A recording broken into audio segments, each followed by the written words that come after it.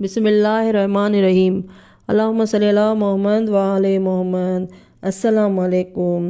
اہل مدین پر نزول عذاب، جو حضرت شعیب علیہ السلام کی قوم تھی۔ حضرت شعیب علیہ السلام کے بار بار حوالہ عذاب کو سن کر ان لوگوں نے تمسخرانہ انداز میں کہا کہ ہم اپنے خداؤں کو چھوڑنے کے لیے تیار نہیں اور تمہاری نبوت کو بھی ماننے کے لیے آمادہ نہیں، اور جس راستے پر چل رہے ہیں اس سے بھی ہٹنے والے نہیں۔ اب تم جو بار بار عذاب کرتے ہو تو عذاب بلا ہی دو۔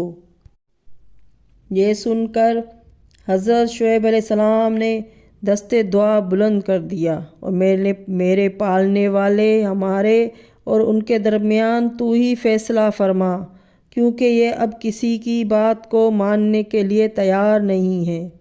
میں انہیں راہ راست پر لانے کی ہر طرح کوشش کر چکا ہوں۔ بالآخر حضرت جبرائیل علیہ السلام نازل ہوئے اور حضرت شعیب علیہ السلام سے کہنے لگے کہ تم اپنے ماننے والوں کو لے کر اس زمین سے باہر چلے جاؤ، کیونکہ اب عنقریب عذاب آئے گا۔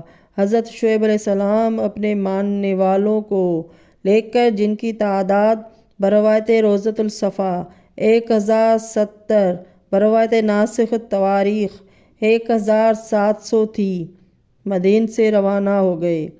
ایک روایت میں ہے کہ یہ لوگ جس وقت روانہ ہوئے تو اہل مدین تمسخرانہ طور پر ان لوگوں پر ہنسنے لگے اور کہتے تھے یہ لوگ پاگل ہیں، انہیں عذاب دکھائی دے رہا ہے اور یہ جا رہے ہیں۔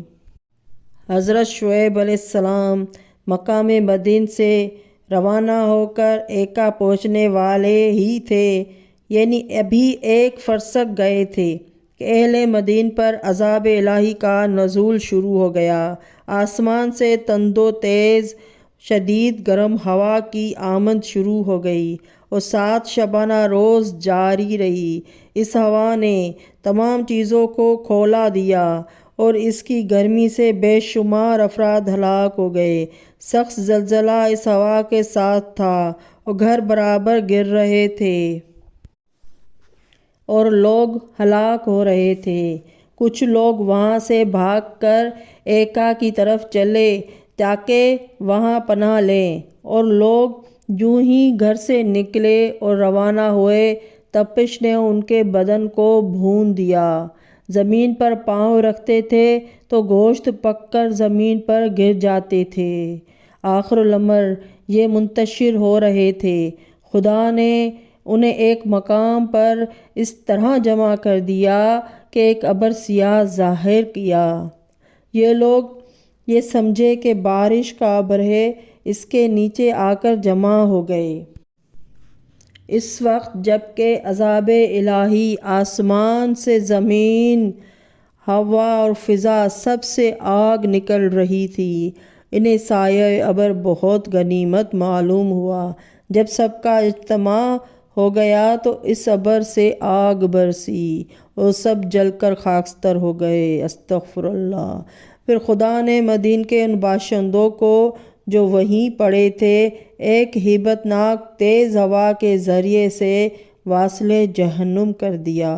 اس طرح ان سب کا خاتمہ ہو گیا، جن کی تعداد کم از کم 1,00,000 تھی۔